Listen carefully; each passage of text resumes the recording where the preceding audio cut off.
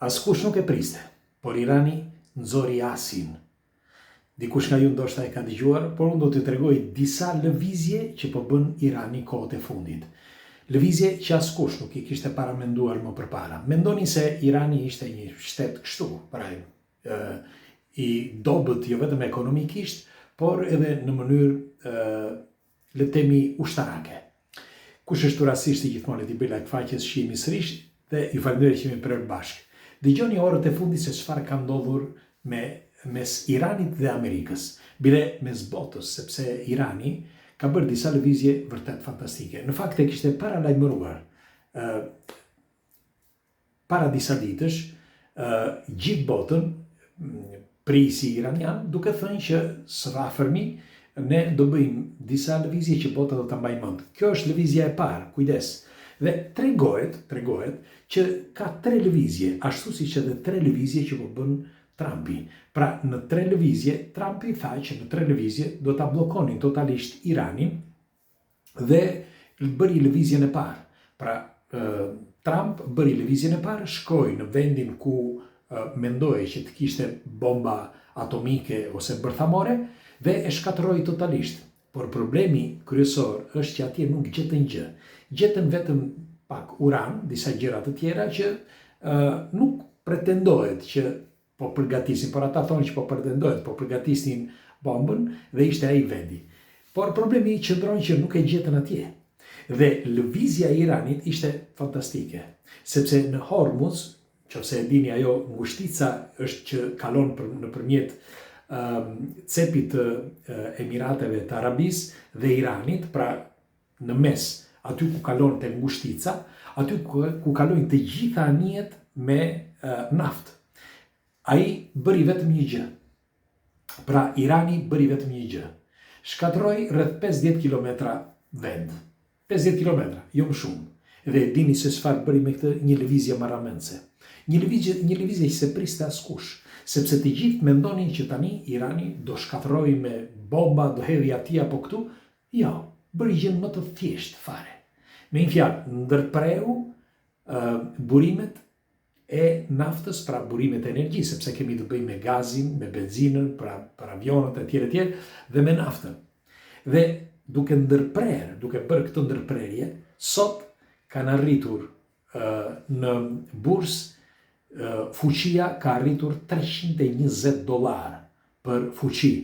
Dhe sot, por merrin me mend nesër pas nesër, nëse kjo do të, sepse është efekti domino. Merrni me mend që aty sepse brenda në atë ngushticë, duke shkuar më sipër, shkon mu tek Kuwaiti, dhe Kuwaiti është pika kyçe nga ku vin nafta në Evropë dhe shpërndahet nëpër botë. Dhe nuk është ky problemi kryesor, por problemi kryesor i 2 lëvizjeve të tjera që do të bëj Irani. Askush nuk e ka iden se çfarë lëvizjesh do të jenë këto. Por Irani e ka paralajmëruar, pra botën, madje edhe Amerikën, që ne do t'ju kundërpërgjigjemi 3 lëvizjeve tuaja. Tani, pse po e them këtë?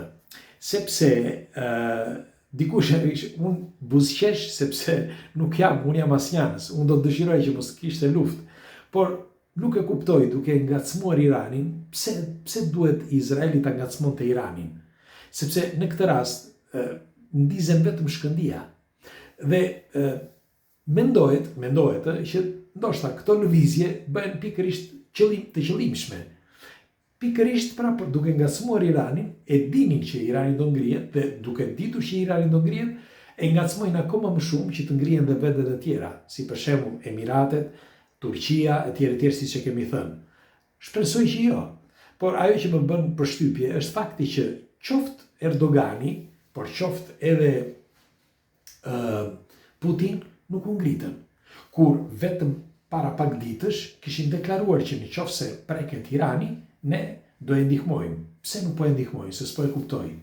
Pra duket sikur janë të gjithë bashkë, sikur e kanë bërë me qëllim që të bëjnë disa lëvizje në disa vende për të bërë disa pastërime. Është vërtet shumë e çuditshme. Dhe nuk është mirë sepse secili do që të jetojë në një botë të qetë, pa luftë, pa armë, bile disa që janë disa familje që janë familje të qeta, ose vende që janë të qeta, që s'kan parë luftë prej vitesh, merrin me mend nëse ndodh diçka, se çfarë statusi emotiv kanë fëmijët, leri prindrit, se prindrit ndoshta janë mësuar duke lexuar, duke parë filma e tjerë, por fëmijët. Dhe ndoshta këtë bëjnë pikërisht për këtë qëllim, dhe është për t'u ardhur keq. Megjithatë, të gjithë po presin se kush do t'jenë dy lëvizjet e tjera të Iranit. Sepse, si që thash, do t'jenë dy lëvizjet të tjera të Amerikës, sepse njërën e bën, do të ketë dy lëvizje të tjera, dhe në çdo lëvizje që do bëj Amerika, tregohet që edhe Irani do bëj lëvizjet e tij. Tani, cilat janë lëvizjet që do bëj? Kjo ishte lëvizja e parë. Pra lëvizja e parë ishte shkatërrimi ose bllokimi i kanalit për marrjen ose përcjelljen ose transportimin e naftës. Dhe që është burimi kryesor, si thash, i energjisë së makinave, bile të ngrohjes, sepse ka disa gazin për shembull.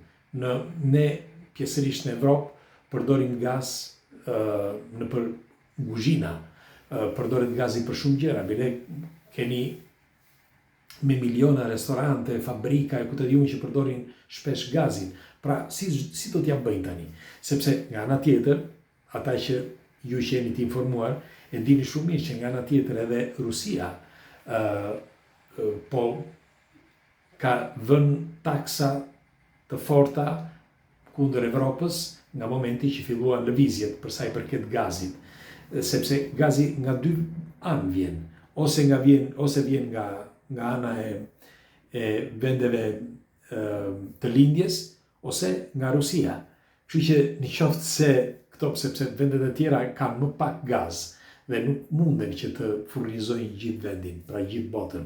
Kështu që unë nuk e kuptoj, e përsëris edhe një që një situatë e tillë, duke e njohur shumë mirë se kush do të jetë fundi i kësaj situate, të gjitha shtetet e tjera i bëjnë iso kësaj lufte, sepse nëse e keni vënë re që të gjithë flasin në favor, po ta vini re, të gjithë, duke filluar që nga Amerika, Anglia, Italia, Franca, vurare sepse dëgjova. Pra, unë dëgjoj disa, ose lexoj disa artikuj që të gjithë duken në favor të kësaj lufte. Kur në të vërtet prek një pjesë të madhe të njerëzve, të vendeve që janë aty, por njëkohësisht prek edhe vetë ata, na prek vetë ne. Ndaj them që duket vërtet e qëllimshme çdo gjë. Megjithatë, orët që vinë, ne presim se çfarë lëvizjesh do bëj Irani, dhe nëse do të jetë i aftë Irani që të bëj, sepse kjo lëvizje që ishte tani, kjo unë mendoj që mund të jetë një nga lëvizjet më të lehta, sepse kur ti luan kumar, nëse kush ka lozur me letra, ose shikoj ata që lozin kumar, lozin me letra, letrat më të mira i mbajnë në fund. Kështu që Irani bëri lëvizjet e duhura tani, lëvizjen e duhur, një, por dy lëvizjet e tjera, unë kam frikë se do të jenë akoma më të forta dhe mund ta ulë vërtet, siç kanë thënë publikisht që mund ta ulin vërtet botën i gjunjë. Tani se si, nuk e di. Ndoshta në thellësi të tokës, ndoshta